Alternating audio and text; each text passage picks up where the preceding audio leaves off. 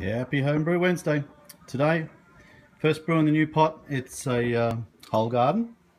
Well, not a traditional hoegarden. There is actually going to be some bitter orange peel, obviously, but going away from the traditional hoegarden, I'm putting sweet in as well. Ounce of both, 10 minutes to go and boil.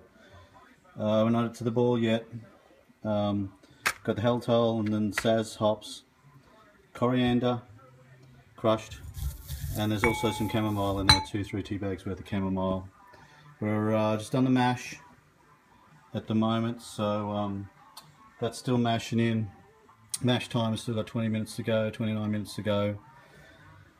So we got some 2-row in there, 5 pounds, 4 pounds of oats, of flake wheat, pound of flaked oats. So I got some rice hulls in there as well, just to break it up so I don't get sparge. But boiling in bags is a little bit different, it's not as easy. Oh, this is a new electric kettle, Brewmaster Element in there, 240 5500 water,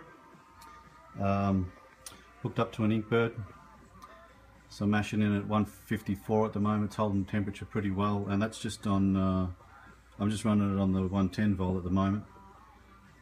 It holds mashing temp piss in hand with the 120, and then change it across to the 240 when I need to, for obviously the boil, and to heat it up quick, and boils 8 gallons of water in just over 10 minutes, so it's pretty phenomenal. I love this boil. So I've got a little solar pump on the front, doing the recirc, sparge, or whatever you call it at the moment. Mash is in there to the brim. Yeah, I need another bigger pot, I know. So I got a lot of water in there. I'm putting all the water in there, so I'm actually not sparging at all in this. It's all the water's in there now for the boil as well. Doing it all in one at once.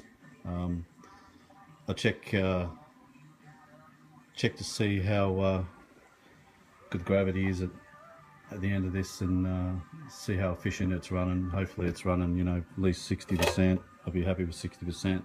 It's the first one with this new kettle, so so far so good. Everything's running great. Okay, mash out's finished. Just mashed out to 170. She's draining pretty well. Looks pretty clean. Yeah, not bad colour. Got a little bit there for the gravity test. What have we got? I got markings on the back here. I think we're meant to be 6.75 after the mash. There's 7. There's 8. So I think we're pretty much right on. We'll probably come up to 6.75 when she drains for a little while. Excellent. Okay, so far so good. Really dying to know what the efficiency is there. I crushed my coriander now, so that's ready to go. Got my additions all ready to go. A bit of yeast nutrient, flox tablets, obviously the hops. Little motor went amazing. The little spa motor didn't overheat or anything. It's estimated, I think it was for 170 or something like that, and I mashed out at 170 for 10 minutes, and not a problem at all. I did not miss a beat. So best $7 so far I've ever spent. Hopefully I can get a few mashes out of it before it goes down. They're very easy so far. Okay, so the 240's plugged in now. While it drips, drains. Oh, you can hear that power straight through. So I'll turn the full juice on now. Heat him up. Get it boiling. Hopefully, we've got a timer going to see how long it takes to get to 99. We'll run it at 199. It should pulse the boil pretty well at 199. See how long it'll take it to get there. First brew without gas. Got to say, pretty happy so far. Pretty happy so far with the first brew with no gas or propane, as you Americans call it. It's easy, efficient. I do it in my garage, not gassed out like I used to. Got the old burner here. I don't think I'll ever use it again. Maybe if I do some crab. Anyway, okay.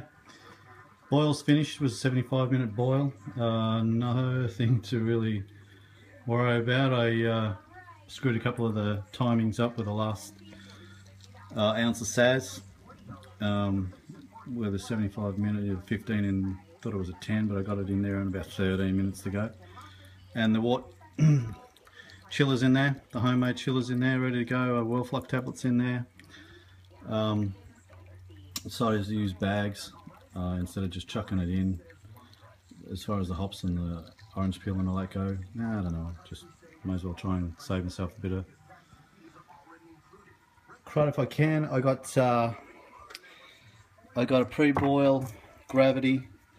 I was actually seven gallons before the boil volume, a little bit over. My pre-boil gravity was 1032. We're shooting for 1038. Maybe it's a little bit of volume, or obviously not as much efficiency in the mash. That's something I'll have to look at. I didn't have to add any more water. I actually had a lot more water than I needed, so I added on a pretty heavy boil to boil back down to where I needed to be. Where am I now? So I'm about six gallons now after boil, so I'm still a bit above, maybe 6.1 or 2. I'll have a look at it, but it's a bit above, and these measurements are a little bit out.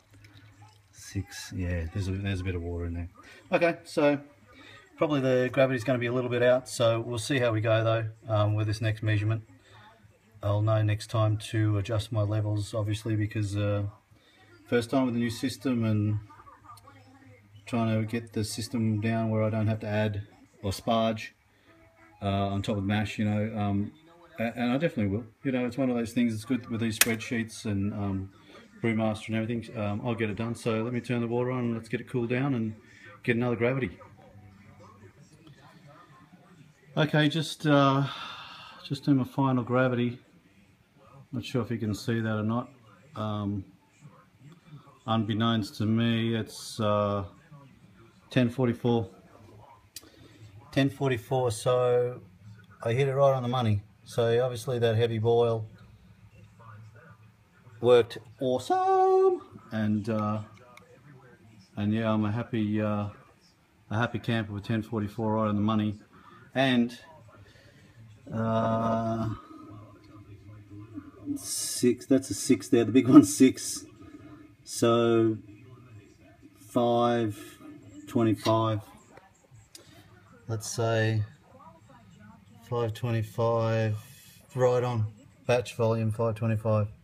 So pretty interesting, actually. That's great. Okay, so worked out good. I've still got the chiller going. It's nearly down to pitch, and pretty much is now. Okay, so yeah, I might as well put it in there. It'll cool down a little bit on the transfer, and I want to set this yeast up at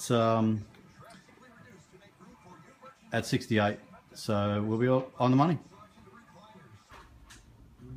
Alrighty, yeast is pitched.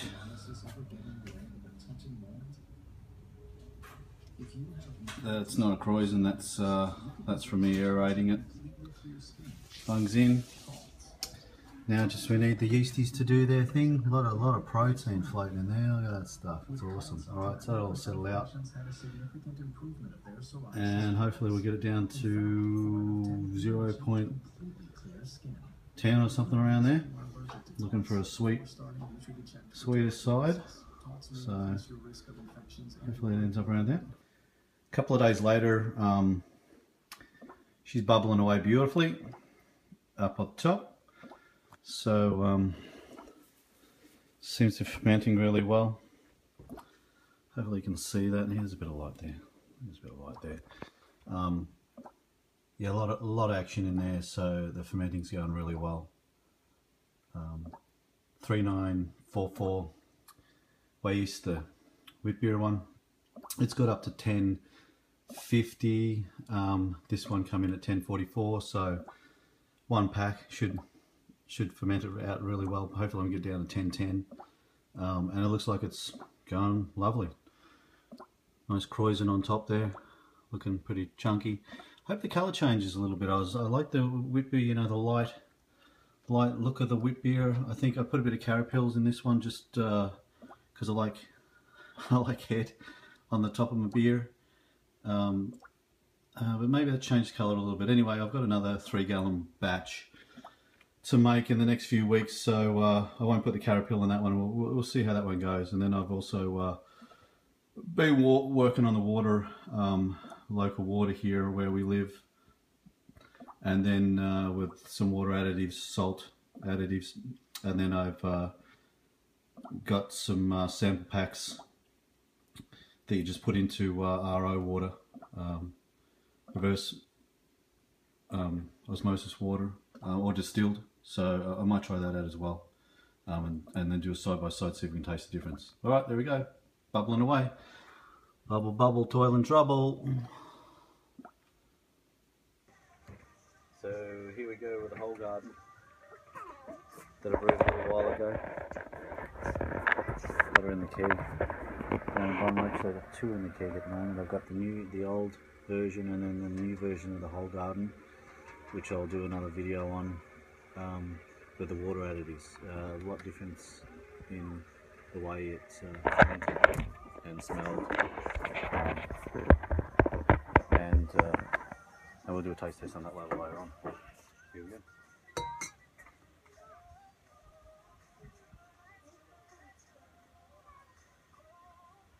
Beautiful pour. A little bit of a head on it, which is nice.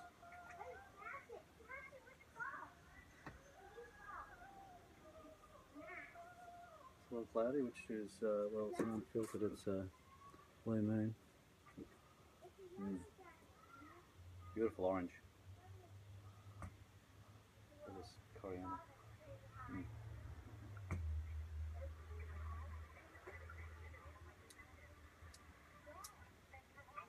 Really nice. Good mouthfeel. A little bit of a bitter to the end. But you can taste the sweet orange as well as the bitter orange. Coriander for sure.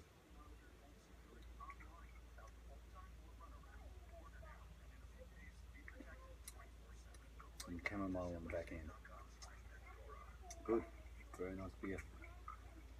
Very nice beer. Well, I hope you enjoyed my video, and see you next time.